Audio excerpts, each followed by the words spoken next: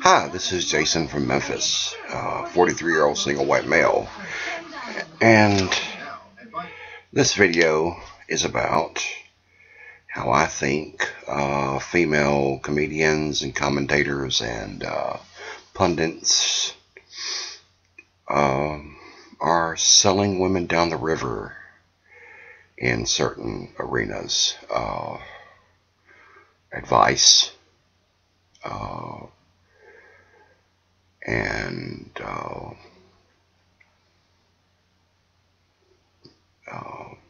advice on attitude and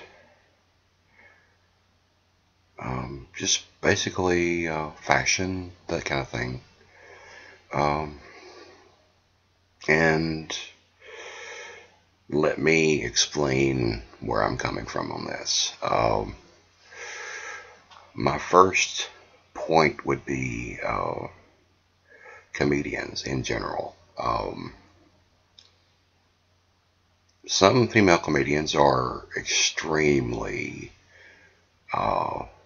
witty and tell things from their point of view and tell about their experiences and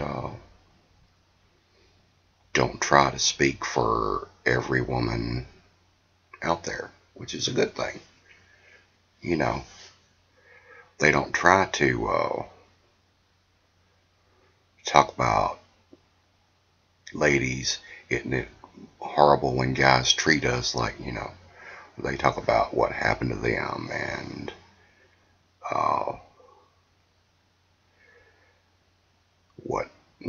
what affects them and what has affected them and their experiences. And if women relate to them, yay. If women don't relate to them, they heard a cool story and had something to laugh at. Then there's the other kind who seem to have an agenda almost every time they go on stage, whether it be to preach about those horrible guys and their attitudes, and it was guys' fault that women started waxing every part of their body, and it was guys' fault that women started wearing yada yada and women started doing this and this and this and this. Well, I'm here to tell you, I was around in the 90s and I knew the girls that started waxing and shaving, and they didn't do it because a guy told them to. They did it because a girlfriend told them that they got more boyfriends or got more of the kind of attention that girls really appreciate in the bedroom because they were waxing. And I'm not trying to be crude, but it's the same thing that girls ask guys to do when they ask guys to manscape down there. It's the same reason. I only floss in the bathroom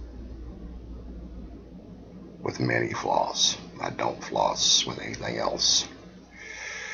And let's just leave it at that. And a little secret as to where it started, where it became popular, at least for the girls in the area where I live. It became popular because so many girls in their late teens, early 20s, on up into their 30s had worked part-time or longer in clubs or as models, or had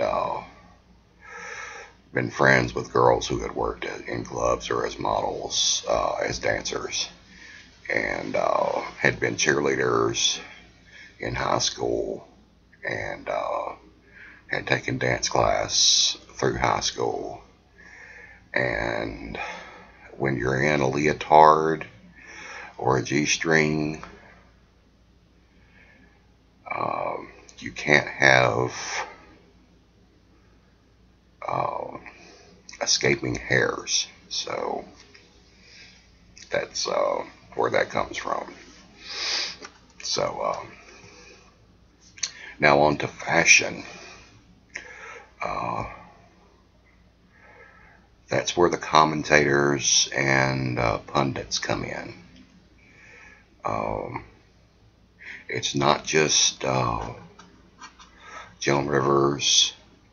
It's also people who aren't female, who are just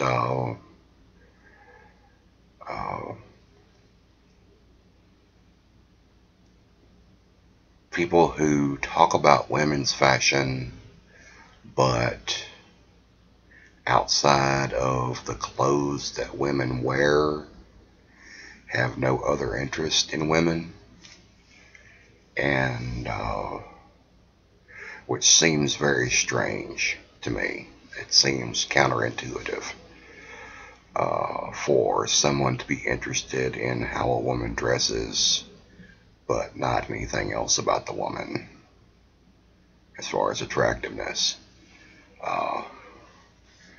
This is why the designers choose fashion models that don't necessarily look like a woman of typical nature. And I'm not talking about plus size women. I'm talking about normal, average, healthy women who aren't suffering from an eating disorder.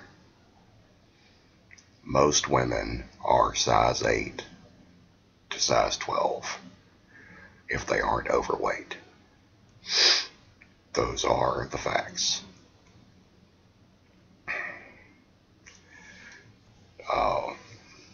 Just like most women's feet are at least size 6. They actually lessened the size numbers probably 20 to 30 years ago.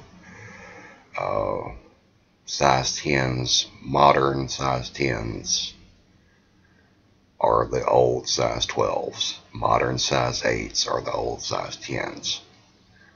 Modern size 6s are the old size 8s. They had to lower the size numbers because women were starving themselves to look like Twiggy and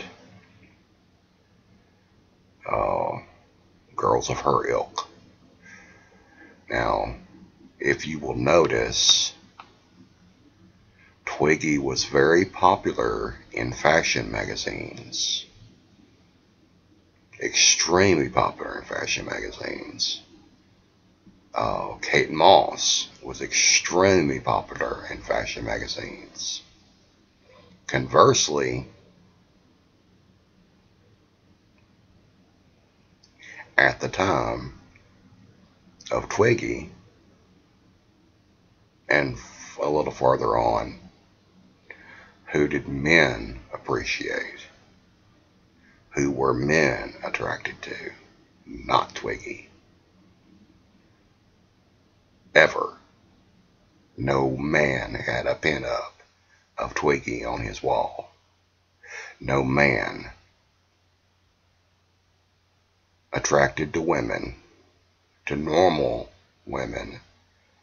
No normal man who didn't have a fetish for teens or tweens or children had a Kate Moss poster on his wall. They had Cindy Crawford posters. They had Cheryl Tiegs posters. They had, you know, Betty Page, Marilyn Monroe. Women that looked like women. It's just the facts of life. And creating clothes that don't highlight the figures of normal women doesn't make sense to men who are attracted to women. This is why Victoria's Secret models sell calendars. This is why Sports Illustrated models sell calendars. This is why fashion models do not sell calendars. Ever.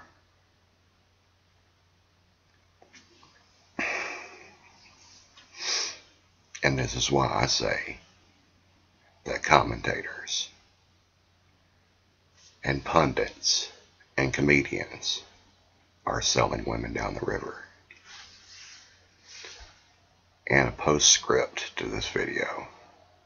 Janice Dickinson was never a supermodel. To be a supermodel, you had to have been known by the general public. Your name had to be on people's lips outside of fashion designers. Janice Dickinson was not, has not ever been, and is never going to be a supermodel. Yet another lie told by someone in the fashion industry.